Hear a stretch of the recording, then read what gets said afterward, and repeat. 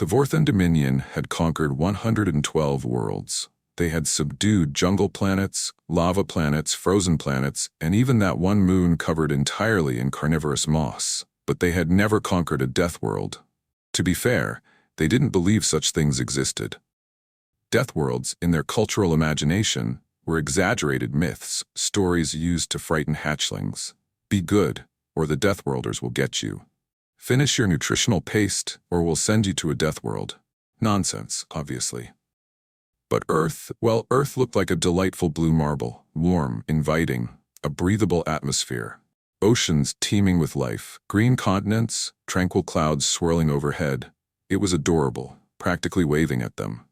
Please invade me, it seemed to say. And so Commander Threx Valen of the Vorthan Dominion declared Earth to be the most easily conquered world in the sector. His fleet applauded. This would be simple. A training exercise, really. His intelligence officers did note something curious in the reports. Seasonal atmospheric turbulence increases in regions called coastal basins. Another report mentioned localized pressure vortices. Yet another flagged unexpected energy discharges during storms. Valen skimmed all of these, shrugged, and said, "Weather builds character. Proceed." This statement would later be recorded in the Dominion's official ledger of terrible last words. The invasion fleet approached Earth with polished precision. War banners fluttered across hull broadcasts. Their troop carriers gleamed silver in the sunlight as they descended toward their target sites. Their primary landing zone? Florida. Why Florida? Because it was flat, warm, close to water, and had plenty of soft ground for easy troop deployment. No one on the Vorthan staff had bothered researching why no other species had ever attempted a landing there. It seemed like a nice place. Colorful, full of beaches, a perfect vacation invasion spot. As they entered the atmosphere, Commander Valen clasped his hands behind his back and admired the swirling cloud bands below. "Look at it," he whispered proudly. "A gentle planet, a compliant planet. This will be our easiest conquest." A junior officer scanning telemetry frowned. "Commander, I'm detecting rotational vortices forming along the coast." Valen waved dismissively. "Clouds rotate. Nature is whimsical." "Sir, the vortices are growing." "Whimsical," Valen repeated firmly. Far below, the citizens of Florida looked up and saw unfamiliar glowing shapes descending from the sky. One man, sitting shirtless on his front porch drinking sweet tea, peered over his sunglasses and muttered, "Well, that ain't right." His neighbor shouted from across the street, "If they land before the hurricane does, that's on them." Because you see, the Floridians were not even thinking about aliens. They were thinking about the Category 5 monster storm that forecasters had warned about for days. To them, the aliens were simply tourists with bad timing. The Vorthan fleet, meanwhile, began atmospheric insertion. Everything seemed fine at first. Then, not fine. Not fine at all. The skies darkened. Winds surged. Temperatures dropped.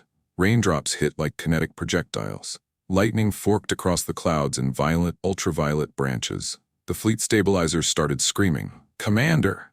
The helm officer cried out. "Atmospheric pressure is fluctuating. We're being pulled sideways." "Impossible," Valen snapped. "Atmosphere does not pull sideways." "It does here." The clouds opened below them, and the fleet stared down into the churning, monstrous eye of the hurricane, a perfect spiral, a massive one, beautiful, in a terrifying way. An atmospheric vortex large enough to swallow small moons. The Vorthans had expected mild weather. They got a planetary blender. The first carrier tilted, just a little. Then it spun, very fast. Its stabilizers overheated, screaming in mechanical agony. Valen clutched the railing. "Why is the ship rotating?" "Because the planet's air is attacking us, sir." "That's absurd." The ship spun faster. Lightning struck the hull of another carrier, sending it into a smoking, spiraling freefall. A third craft was simply gone, swallowed whole by the storm, vanishing like a pebble in a drain. Alarms blared across the fleet. Pilots shouted. Engineers panicked. Several ships collided in the chaos and tumbled like toys tossed by a titan. The great Vorthan Dominion invasion armada, mighty conquerors of 100 worlds, was being savagely beaten by humidity. In the human world below, storm chasers had gathered to film the hurricane. Their cameras captured blurry streaks falling from the sky. One shouted over the wind, "Are those UFOs?" Another replied, "Not for long, they're heading into the eye wall." Seconds later, fireballs, smears of metal, the distant crack of explosions swallowed by thunder. The storm chaser lowered his camera. "Well," he said simply, "that explains it." His colleague nodded sagely.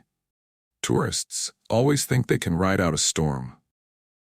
Commander Valen's flagship plummeted through the clouds, spinning end over end as gravity and atmospheric fury tore at the hull. "Retreat," Valen screamed. "Retreat." But retreat required control, and control no longer existed. Lightning cracked across the viewport, filling the bridge with blinding white light. Thunder slammed into the hull with the force of an orbital bombardment. Panels burst, crew tumbled. Valen was thrown from his command platform and stayed there, clinging to the floor, terrified as the storm roared like a living beast around him. "Planet is hostile," he whispered. "We have invaded a hostile planet." "No, sir," his navigator croaked. "This isn't the planet. This is just its weather." Valen screamed louder than the storm, and the ship continued its helpless descent toward Earth. The Vorthan survivors were gathered in a high school gymnasium, their carapaces wrapped in thermal blankets like sad, confused burritos. The hurricane shelter hummed with generator power, fluorescent lights flickering overhead. Humans bustled around with efficiency born of experience. Torvak sat on a plastic folding chair, holding an unfamiliar object. Roven approached him slowly. "What is that?" Torvak stared at it miserably. Banana." "Is it a weapon?" "No, they eat it." Roven's mandibles clicked in horror. "They consume yellow explosives." A nearby volunteer overheard. "It's fruit, dude. You peel it from the top." She demonstrated and handed Torvak the peeled banana. Torvak sniffed it cautiously. Rick leaned in cheerfully. "Go on, buddy. Try it." Torvak bit into it. His eyes widened. "It tastes friendly?" Rick slapped him on the back. "Welcome to Earth comfort food." Across the gym, other aliens were slowly being introduced to bottled water, granola bars, and the concept of snacks. Many wept, some out of gratitude, some because they still weren't convinced the food wasn't poisonous. One alien poked a chocolate chip cookie and asked, "Is this meteorite shrapnel?" A child explained, "No, it's dessert." The alien stared at the cookie again. "Your desserts have rocks." Scene 2. The Dominion holds an emergency council. Aboard the VDS Regal Authority, the highest-ranking Vorthan leaders had assembled around a massive projection of Earth. Lightning crawled across the swirling storm systems. New cloud fronts blossomed like albino firestorms. Thunderstorms merged. A tropical depression began swirling in the Atlantic. The meteorological advisor cleared his throat. "High Command, the planet is evolving." The council gasped. "Evolving how?" The War Minister demanded. "More weather." The Grand Marshal looked exhausted. "How much more?" "We believe Earth can generate infinite weather." A horrified silence settled over the chamber. One admiral pointed to Florida. "What is that region? Why is it so aggressive?" "That is called the Southeast, sir." "And it behaves like that? Consistently?" "Yes." High Command recoiled collectively. The Grand Marshal slammed his fist down. "We cannot allow our soldiers to be lost to this meteorological madhouse. Prepare additional rescue craft." The meteorological advisor screamed, "No!" Everyone stared. He trembled violently. "Sir, we have lost 16 rescue craft and 37 drones in the last hour. Earth's atmosphere is hungry." The Marshal blinked. "Hungry? Yes, for ships, and perhaps dreams." The room murmured nervously. The Marshal rose. "Then we send something bigger." "No," the advisor shrieked. "Bigger makes it angrier." But the decision was made. They would send the Dominion's Pride, a Stormbreaker-class transport carrier designed to weather solar storms, plasma tides, and pressurized atmosphere. It had never faced humidity. The Stormbreaker arrives. The Stormbreaker dropped into Earth's atmosphere like a descending star. It was colossal, 10 decks tall, armored in shimmering composite plates, powered by a fusion reactor that could light a small city. Inside the cockpit, Captain Relvar adjusted his harness. "This planet cannot possibly resist us." Moments later, the ship entered the cloud cover. Winds slammed the hull. The ship shook violently. A pilot screamed, "Sir, we are experiencing unexpected turbulence." Relvar scoffed. "Turbulence is nothing." Then lightning punched the ship, not struck. Punched. The energy surge fried the navigation arrays. The lights flickered. "Stabilize," Relvar shouted. "I can't. The wind is..." Gesturing angrily, the Stormbreaker dropped 5,000 meters in 3 seconds. Crew floated, panels ripped free, a support beam broke loose and ricocheted around the bridge. Relvar grabbed the command rail. What kind of cursed atmosphere is this? The meteorological officer whimpered. This is a mild thunderstorm. Relvar shrieked. Mild. Lightning spiderwebbed across the hull again. This time it fried 3 thrusters. The Stormbreaker spiraled downward. We're going to crash. The helmsman wailed. No, Relvar insisted. We are too advanced to crash. The ship hit a gust from below and inverted completely. Upside down and spinning, it plummeted toward the Florida wetlands. We are not advanced enough. The Stormbreaker smashed into the marshlands, skidding through murky water and upending a dozen startled alligators. The only reason it didn't explode was because the swamp was too wet. The Stormbreaker sank halfway into the mud, hissing and steaming like a dying beast. Wetland welcome. Torvak and Rovin were being escorted by a disaster response team when the explosion sounded. The humans stopped mid-step. Rick took a sip of beer. That sounded like it hit the swamp. The fire chief groaned. Please tell me we don't have aliens in the wetlands now. A deputy jogged over. Chief, we've got aliens in the wetlands. The fire chief stared at the ceiling. Why do I even ask? They loaded several airboats, aluminum hulls, big fans, lots of noise, and cruised toward the crash site. Torvak clung to the rail. What is this machine? Airboat, Rick said. Does it fly? No. Does it float? Usually. The airboat hit a shallow log, bounced 5 feet into the air, and landed again. Torvak's soul left his body temporarily. Scene 5. Swamp Encounter. The Stormbreaker lay in ruin across the reeds, smoking, groaning, and slowly sinking. Vorthan survivors struggled out, covered in mud, seaweed, and existential regret. One cried, "My commander, he was sucked into a mud pocket." Rick cupped his hands around his mouth. Tell him not to struggle. That's how you get deeper. Torvak turned. Is the mud alive too? Rick shrugged. Some days.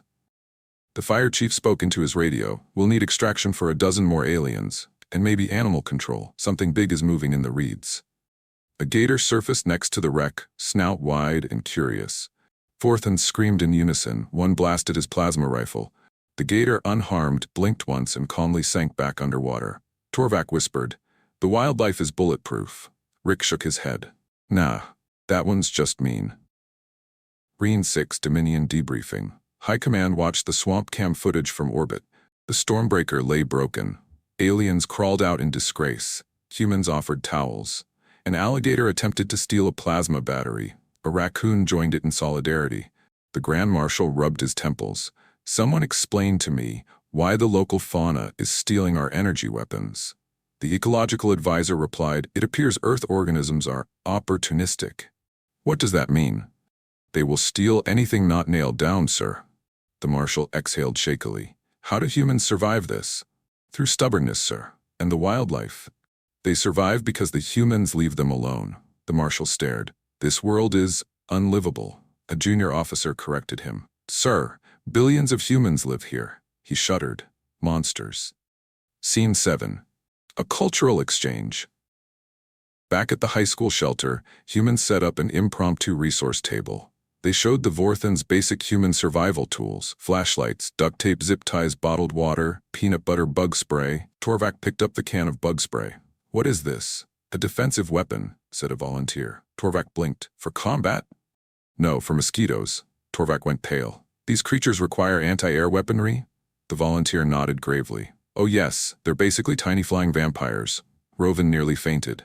And your planet tolerates this? Tolerate? No. Endure? Unfortunately. Torvak pointed at the duct tape. And this? Rick grinned. That fixes everything. The Vorthans exchanged uneasy looks. This planet is armed with adhesive. Scene 8. The Dominion's final attempt. Despite the total failure of 2 rescue operations, High Command decided to try one last idea. Send a diplomat. Someone who could negotiate with humans.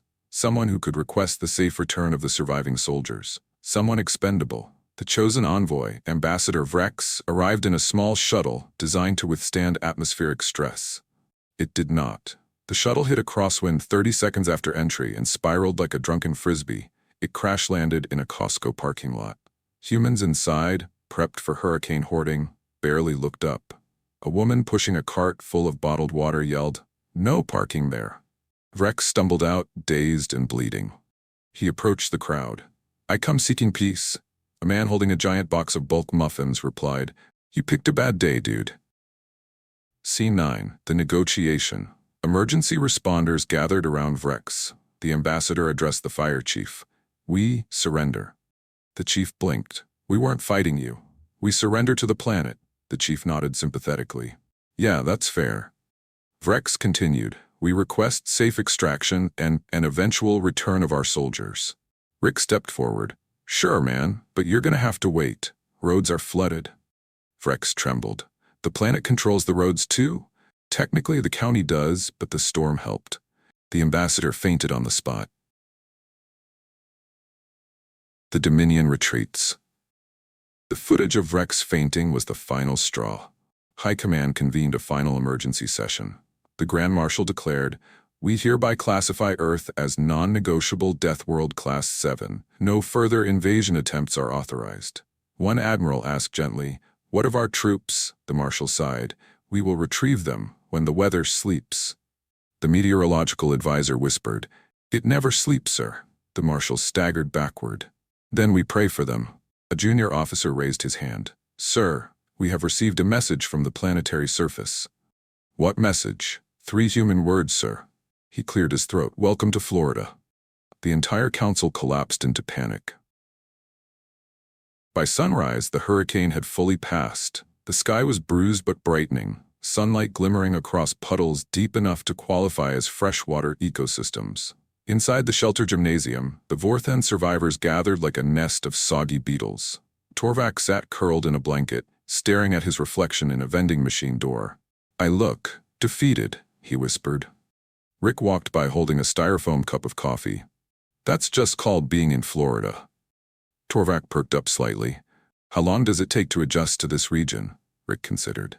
"Some folks never do." Torvak shrank into his blanket in horror. Across the room, Ambassador Vrex was recovering from fainting in the Costco parking lot. He was surrounded by emergency workers offering water towels, electrolytes, moral support, a pamphlet titled Hurricane Prep: The Basics. Vrex stared at the pamphlet. "Prepare for this?" The fire chief shrugged. "You don't fight weather, you out-stubborn it." Vrex looked gravely at the stamped Hurricane Procedures section. "Your species has rituals for enduring planetary attacks?" The chief nodded. "Yep. We call it storm season." Vrex trembled. "Season? As in recurring?" "Yep." Vrex fainted again. Scene 2. The Dominion scientists try to help and fail. Hours later, Dominion rescue scientists arrived, not by landing craft, those died violently, but via a cautious remote projection hololink. 4 shimmering Vorthan scientific advisors stood in the gymnasium, towering figures flickering like ghosts. The lead scientist, Dr. Sorrell, spoke in crisp tones. "Survivors report. How many casualties? How long can you persist in this hostile environment?" Rick took a slurp of his coffee. "Y'all are being dramatic. It's just humidity." Sorrell's projection flickered. "What is humidity?" A paramedic chimed in. "Moist air." Sorrell looked genuinely disturbed. "Air can be moist?" Rick shrugged. "Welcome to the swamp, bro." Sorrell whispered to his colleagues. "This world violates natural law." The second scientist commanded. "Survivors, we require atmospheric samples." A volunteer handed Torvak a mason jar. "Here, scoop some air for your alien buddies." Torvak, confused but obedient, opened the jar, waved it around, then sealed it. He handed the jar into the hologram field. The hologram regarded the jar with bafflement. "You collected air." A human kindergarten teacher volunteering nearby said, "We use those jars for catching fireflies." Cyril froze. "I'm sorry. What is a firefly?" She smiled. "Little bugs that light up." Cyril's mandibles twitched. "The insects emit photonic energy?" Rick whispered to Torvak, "This may not be the best time to tell them about lightning bugs." Torvak whimpered softly, "Break time fire."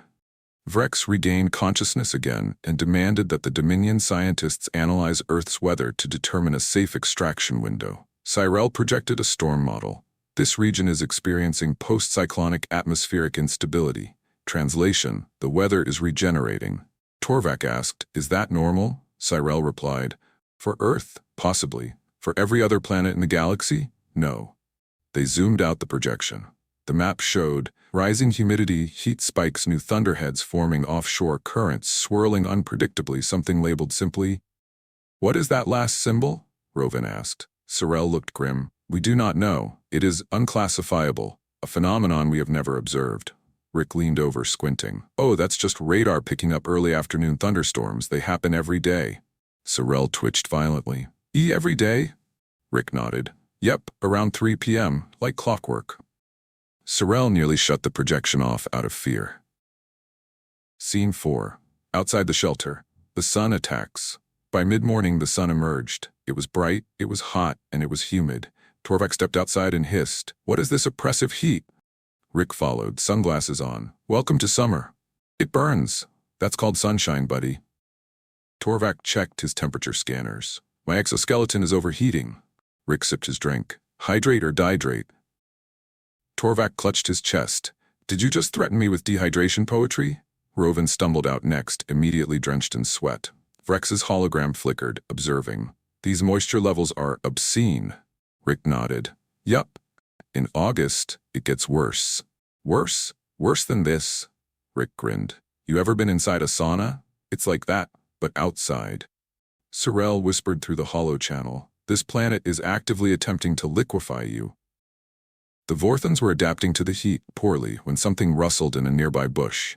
Everyone froze. Rick held up one finger. "Okay, don't panic. Could be a squirrel." Rovin whispered. "What is a squirrel?"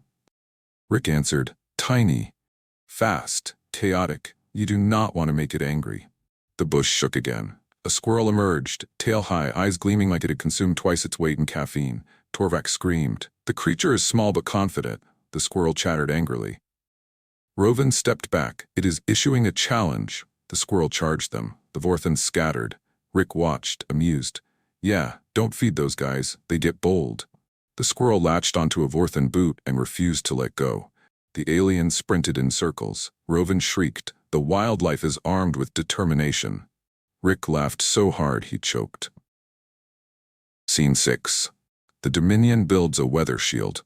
Back aboard the Regal Authority, Dominion engineers proposed a solution. Activate a weather disruption shield to temporarily calm Earth storms. The Grand Marshal approved. Thus, the Dominion unleashed the atmospheric stabilizer Mukkonk-3, a powerful device capable of reducing wind currents on small planets. They aimed it at Florida. They activated it. The device hummed, powered up, and the storm clouds immediately grew larger. Wind speeds increased. Thunder boomed. Cyrell screamed into the calm. "Turn it off! Turn it off!" The Grand Marshal yelled, "Why is the weather worse?"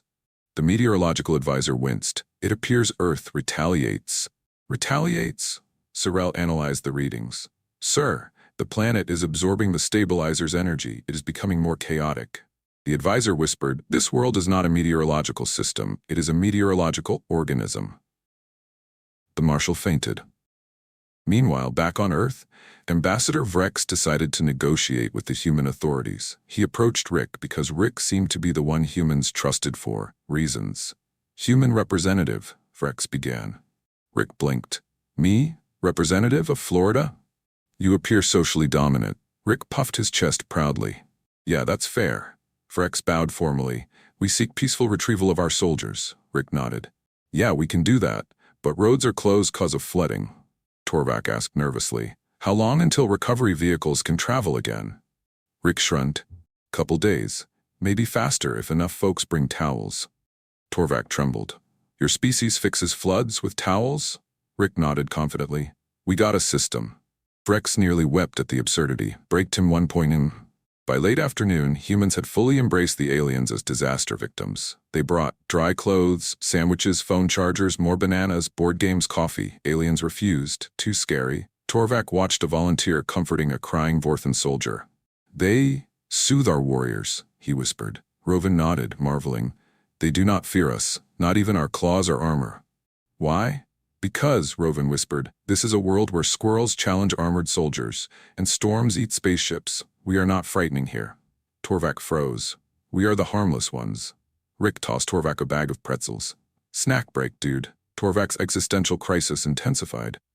At exactly 3:12 p.m., the sky darkened again. A massive afternoon thunderstorm rolled in. Humans barely reacted. Rick checked his watch. Yep, right on time. A crack of thunder shook the gym. Torvak dove under a table.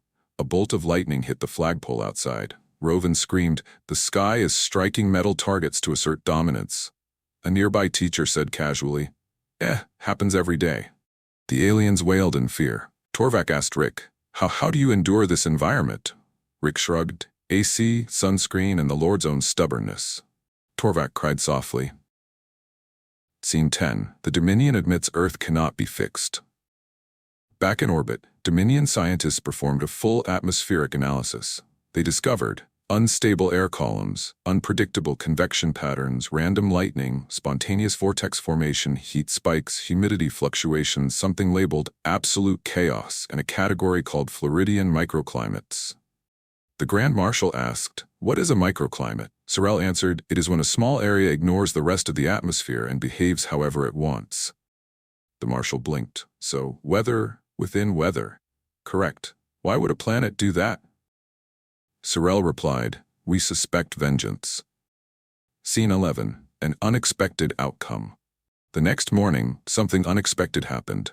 A Vorthan soldier approached Rick and said, "I wish to remain." Rick blinked. "Here? On Earth?" "In the shelter, with air conditioning, inside only, never outside." Rick grinned. "Yeah man, that's called snowbirding. Plenty of folks do it." More Vorthans began murmuring similar thoughts. Torvak whispered, "This world is terrifying, but they take such good care of us." Rovin added, "They bring us towels." Vrex, overwhelmed, sat down heavily. "I do not think our species is ready to understand humans." Rick gave him a thumbs up. "No one is." The Dominion sent a final transmission to the survivors. "Stay alive. Do not engage the weather. We will return when conditions are safe." Torvak typed back, "Conditions are never safe." The Dominion paused for 5 minutes, then replied, "We will not return. Good luck." Rex stared at the screen. "We have been abandoned." The fire chief clapped him on the back. "Welcome to the American South. That's how government usually treats us too." Rex felt comforted in a confusing way. 6 days later. The Vorthan survivors had been on Earth nearly a week. A week of unexpected thunderstorms, mosquitoes that acted like organized war bands, heat, humidity, squirrels who stole their food, humans who kept offering sunscreen, and a fire chief who refused to let any alien do anything remotely unsafe. The Vorthans felt different. Not physically, their limbs still clicked and their carapaces still gleamed. But emotionally, mentally, existentially. Torvak sat on a bench outside the shelter, watching the sunrise. "It is oddly beautiful," he whispered. Rovin nodded beside him. "Until the atmosphere changes its mind and attempts to strike us." "That is true." The door behind them opened. Rick stepped outside wearing pajama shorts and holding a mug that said, "I survived Hurricane Helios." The t-shirt vendors always move fast. "Morning, boys." Torvak bowed. "Human Rick, we survived another night." Rick sipped his coffee. "Yup, forecast says maybe some storms later." Torvak shuddered. "Always storms." "Always," Rick agreed happily. Rovin stared at Rick with awe. "You endure these terrors with—" shrugged. "You get used to it." Torvak whispered, "That is the scariest sentence I've ever heard." Up in orbit, aboard the VDS Regal Authority, chaos had not calmed. The Grand Marshal leaned over hollow screens showing live footage of Florida. His mandibles twitched uncontrollably. What are they doing now?" he demanded. The meteorological advisor turned to him. "Sir, the humans are rebuilding." "What? After all that atmospheric trauma?" "Yes, sir. They appear to be repairing buildings, clearing debris, and," he zoomed the camera, "and grilling food?" Torvak, on screen, was seen timidly accepting a burger from a volunteer. The Grand Marshal sputtered. "They are cooking in the aftermath of a planetary disaster?" The advisor nodded. "It is their ritual." A second officer whispered, "Sir, they are more terrifying than the weather." The Marshal slammed a hand on his console. "Prepare the final rescue attempt. We will extract our soldiers today or die trying." The meteorological advisor sighed. "With respect, sir, the more likely outcome is that the weather kills the rescue team and the humans rescue the rescue team." The Marshal hissed in frustration. "Just launch the extraction ships." The Dominion fleet deployed its largest atmospheric lifter, the Sky Marrow, a massive ship designed to withstand solar flares. Solar flares. not Floridian weather. Commander Relvar, miraculously still alive after being eaten by a swamp, was placed in charge. He saluted grimly. "We will succeed this time." The ship entered the atmosphere, then immediately shook violently. "This turbulence is outrageous," Relvar shouted. The pilot yelled back, "Sir, this is just morning winds." "Impossible. Morning winds cannot be this hostile." A lightning bolt grazed the hull. The ship lurched sideways. "The morning is hostile." The pilot adjusted thrusters. "Sir, we haven't even reached the coastline yet." Relvar gripped a console. "It is no longer morning. It is an ambush." Another bolt struck. Relvar screamed, "The storm is awakening." But the weather wasn't awakening. It was warming up. As the Sky Marrow approached the coastline, the atmosphere erupted into a thunderhead so fast the sensors misread it as a skyquake. Rain hammered the ship in horizontal sheets. Wind buffeted it with slaps, punches, and a vaguely insulting backhand. Lightning struck 3 times in under 10 seconds. Relvar cried out, "It has multiple attack modes."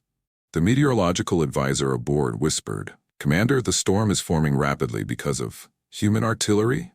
Human weather machines." The advisor shook his head, "Because the humidity rose 3%. Relvar wailed in despair. Torvak and Rovan spotted the Sky Marrow descending from the sky. Their hearts soared. "Extraction!"